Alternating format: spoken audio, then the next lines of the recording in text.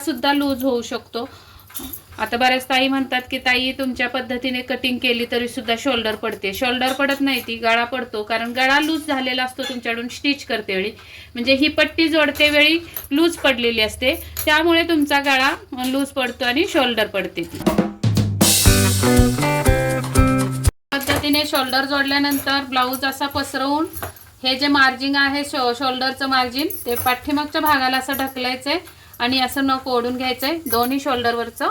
या पद्धतीने टीपवर असं नख मारायचं आणि इथं चेक करायचंय एकसारखी मुंड्याची लाईन आली का, आणि इथं सुद्धा चेक करायचंय गळ्याची लाईन एकसारखी झाली आहे का, आणि मग आपल्याला बाही आणि गळा जोडायचा आहे। आता गळ्यासाठी पायपिंग कशी करायची, तर त्यासाठी पट्ट्या अगोदर कशा काढल्या पाहिजेत हे चेक करूयात। हे आडवं आहे, हे उभं आहे आणि हे तिरकस आहे। तर या पद्धतीने कोपऱ्यातून मी पहिली कटिंग करणार आहे अशी, आणि त्यानंतर आपल्याला इथे 1.5 इंचाच्या रुंदीच्या पट्ट्या काढून घ्यायच्या आहेत। कापड खूपच छोटं होतं, तर आपण बघूयात आता यामध्ये पायपिंग बसतेय का।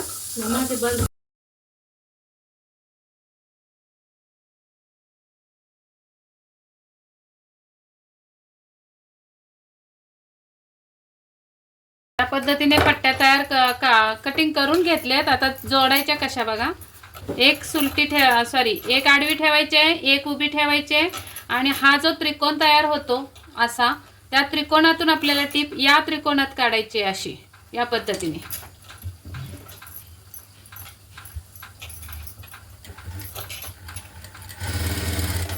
नंतर ही पलटी मारायची आहे आणि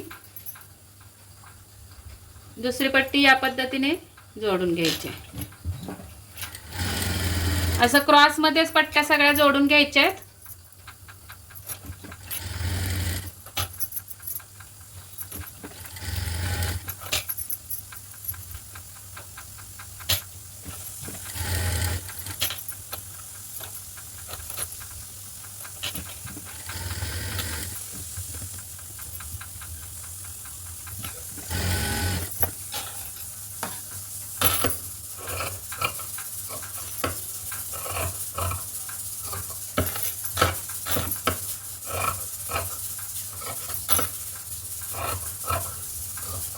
त्यानंतर असं हे एक्स्ट्रा मार्जिन कट करून टाकायचंय सगळं।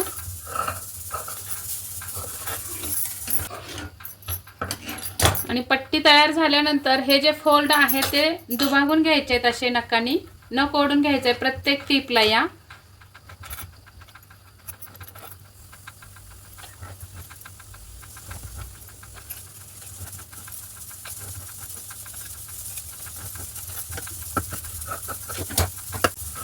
पट्टी सरळ करून घ्यायची आहे, आणि आता आपल्याला ही पट्टी जोडायची आहे गळ्याला। कशी जोडायची बघा, या पद्धतीने ब्लाऊज सुलटा ठेवायचा आहे आणि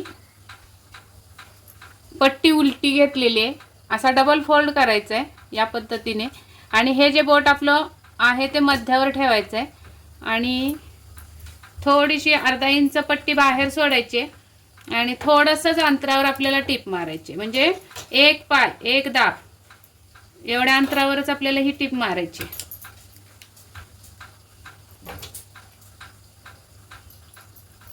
अशी। या पद्धतीने एका पायाच्या अंतरावरच टीप मारायची। आता हे बोट मध्यावर ठेवायचंय, असा डबल फोल्ड करून या हाताने एकावर एक बरोबर पट्टी करायची, आणि हे जे बोट मध्ये ठेवले ते थोडंसं असं ताणून घ्यायचंय, आणि मग एकत्र हे करून आपल्याला सेम मार्जिन ठेवत टीप मारत आणायची। या पद्धतीने मध्ये असं बोट पकडायचंय आणि थोडी अशी खेचून घ्यायची पट्टी मधून, म्हणजे इकडच्या भागात खेचली गेली पाहिजे, हे खेचलं गेलं नाही पाहिजे। अशा पद्धतीने खेचायची पट्टी आणि बरोबर एकावर एक ठेवून आपल्याला टीप मारायची।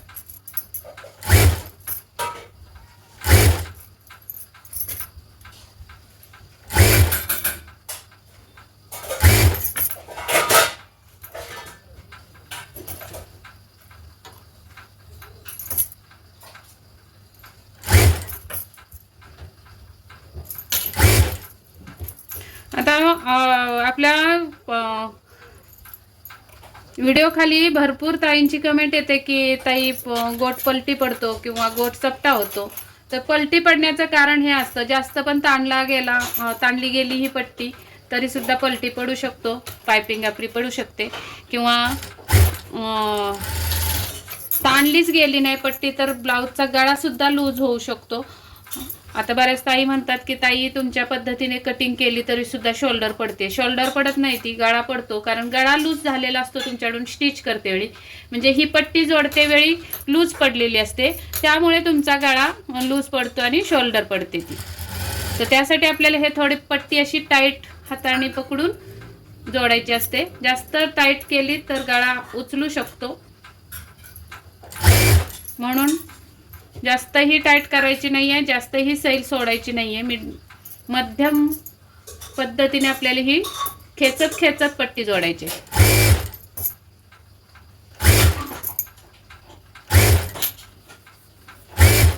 आता तिकडे जसं अर्धा इंच एक्स्ट्रा सोडलं तसं या साईडला सुद्धा अर्धा इंच एक्स्ट्रा सोडायचं आहे असं, आणि उरलेली कट करून आपल्याला इथे जॉईन करून टाकायची पट्टी.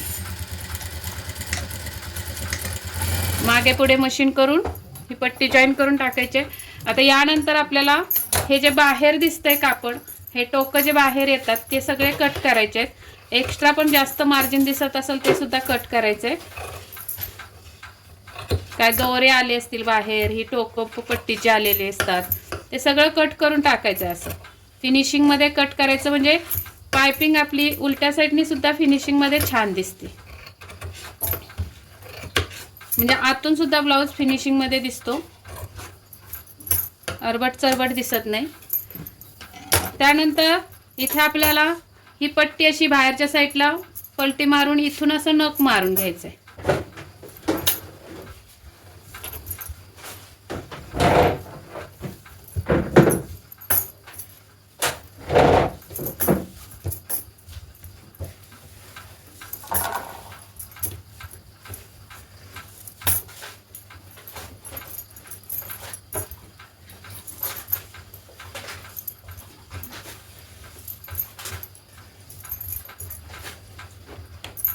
आणि जिथे जिथे गोल आकार आलेला आहे तिथे थोडासा कट मारून घ्यायचा असा, म्हणजे या कोपऱ्यांमध्ये ब्लाऊज उचलत नाही, गळा उचलत नाही. इथे असा कट मारून घ्यायचे, 1-2-3 जवळ असे कट मारून घ्यायचे, जेवढा पण गोल आकार दिसतोय त्या आकारामध्ये. आणि गोलाकारमध्ये हे कट करून टाकायचे, थोडं बारीक बारीक कट मारायचे. जिथे जिथे आकार बदललाय आपल्या गळ्याचा, म्हणजे गोलाकारमध्ये वक्र झालेला आहे गळा, तिथे आपल्याला हे असे बारीक कट मारून घ्यायचे, म्हणजे गळा उचलत नाही या कोपऱ्यांमध्ये. आणि त्यानंतर हा फोल्ड आहे एक्स्ट्राचा, तो आतमध्ये असा फोल्ड करायचा आहे, आणि या बाजूने आपल्याला अजून एक फोल्ड असा करायचा आहे मीडियम आकाराचा, म्हणजे जास्त बारीक पण नाही जास्त मोठा पण नाही. या पद्धतीने आकार करत करत आपल्याला आता ही पायपिंग करायची आहे. पायपिंग बरोबर या टीप मधून गेली पाहिजे, म्हणजे टीपवरच टीप बसली पाहिजे.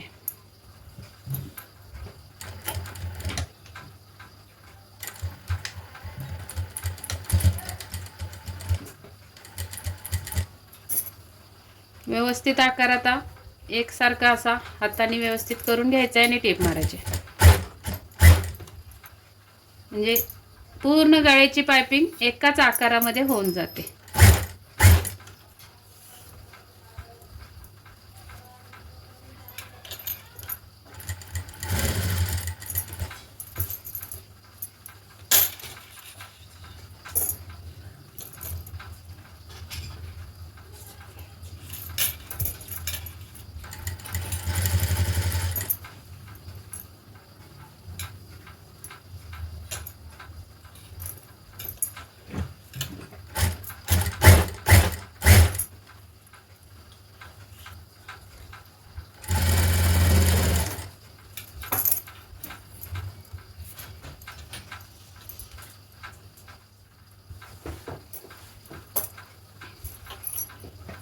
या पद्धतीने जेवढी आपल्याला पायपिंग हवी तेवढी अशी हाताने व्यवस्थित बाहेर काढायची आणि मग टीप मारायची.